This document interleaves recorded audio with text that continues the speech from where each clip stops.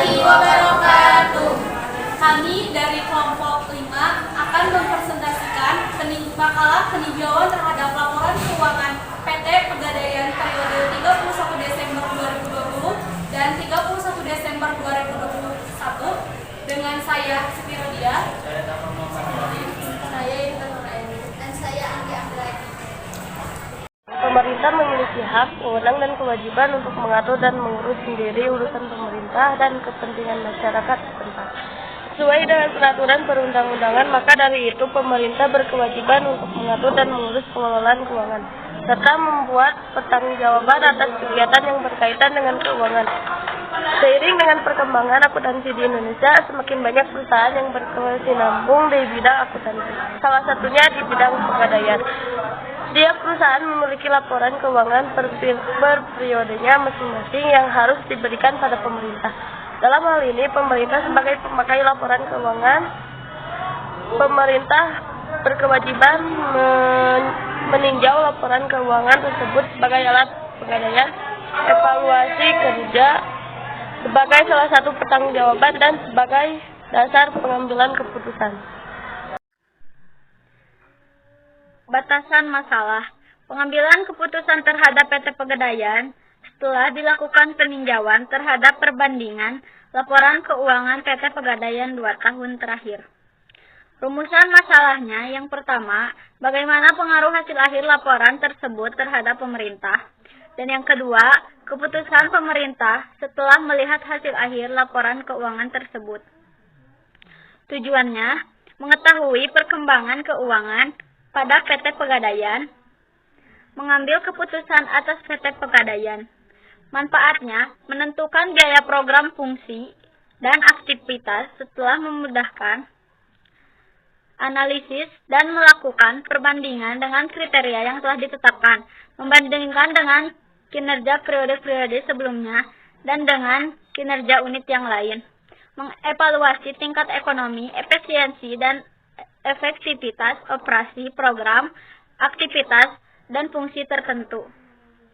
Mengevaluasi hasil outcome suatu program, aktivitas, dan fungsi, serta efektivitas terhadap pencapaian tujuan dan target. Mengevaluasi tingkat pemerataan dan keadilan. Mengambil suatu tindakan sehingga bentuk keputusan atas hasil peninjauan. Selanjutnya, landasan teori.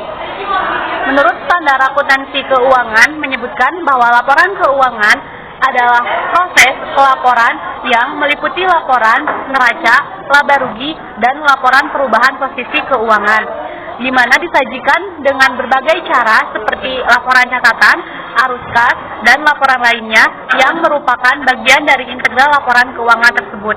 Lalu apa sih tujuan dari laporan keuangan tersebut menurut standar akuntansi keuangan?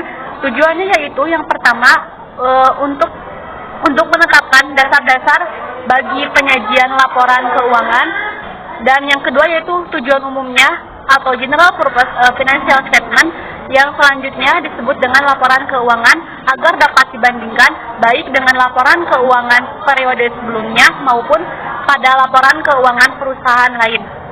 Yang ketiga, laporan keuangan dalam lingkup pemerintahan diatur jelas berdasarkan aturan atau ketentuan hukum. Prinsip penyajian laporan keuangan pemerintah sama dengan prinsip akuntansi dan pelaporan keuangan akuntansi. Yang membedakan adalah komponen dan struktur laporan keuangannya.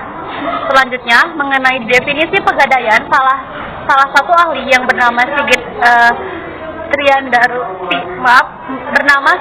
Triandaru menyatakan bahwa Pegadaian adalah satu-satunya badan usaha di Indonesia yang secara resmi mempunyai izin untuk melaksanakan kegiatan lembaga keuangan berupa pembayaran dalam bentuk penyaluran dan ke masyarakat atas dasar hukum gadai. Lalu perlu ditegaskan kembali bahwa PT Pegadaian ini memiliki moto mengatasi masalah tanpa adanya masalah. Lalu, karena di sini kami menempatkan diri sebagai pemerintah dalam suatu perekonomian, adapun peranan dari pemerintah tersebut adalah meliputi 3 peranan. Yang pertama yaitu fungsi alokasi atau peran produsen, yang kedua fungsi distribusi, dan yang ketiga fungsi stabilisasi atau peranan regulasi. Yang pertama, fungsi alokasi. Pemerintah dikatakan memiliki fungsi alokasi dalam perekonomian jikalau pemerintah mengusahakan agar alokasi sumber-sumber ekonomi dilaksanakan secara efisien. Yang kedua, peranan pemerintah sebagai fungsi distribusi. Maksudnya adalah pemerintah memiliki peran distribusi, yaitu untuk mengurus pemerataan distribusi pendapatan masyarakat. Distribusi pendapatan bergantung pada kepemilikan faktor-faktor produksi, warisan, dan kemampuan memperoleh pendapatan. Dan yang terakhir yaitu fungsi pemerintah sebagai fungsi stabilisasi atau nama lainnya sebagai peranan regulasi. Peran stabilisasi adalah fungsi pemerintah untuk menciptakan kestabilan dalam bidang perekonomian. 4. Pembahasan. Di sini bisa terlihat jumlah aset yang dimiliki dari PT Pegadaian tahun 2020 adalah sekitar 71.468.960. Kemudian pada 2021 asetnya berkurang menjadi 65.975.938 sehingga terjadi penurunan aset pada PT Pegadaian.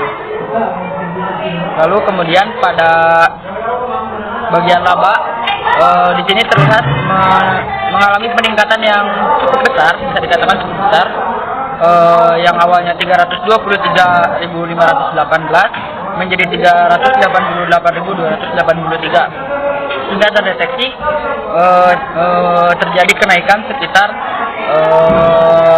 50 ribuan. Kemudian di sini ada entitas atau saldo, dan kita bisa lihat jumlah saldo di sini ada 24.600.471 pada tahun 2021 dan pada tahun 2020. Ini pada tahun 2020. Kemudian pada tahun 2021 terlihat di sini jumlah saldonya adalah 26.255.912. Sehingga dari sini 24 juta dan kemudian ini 26 juta mengalami peningkatan yang lumayan besar dari 2020 ke 2021. Dan yang terakhir yaitu kesimpulan. Setelah terjadi peninjauan terhadap laporan keuangan pada periode 31 Desember 2020 dan 31 Desember 2021, terlihat bahwa terjadi peningkatan pada keuangan PT Pegadaian, sehingga kami sebagai pemerintah akan melanjutkan usaha PT Pegadaian tersebut. Yang kedua yaitu saran. Dengan demikian, makalah ini dapat menjadi panduan dalam mengambil keputusan setelah melakukan peninjauan terhadap laporan keuangan suatu perusahaan.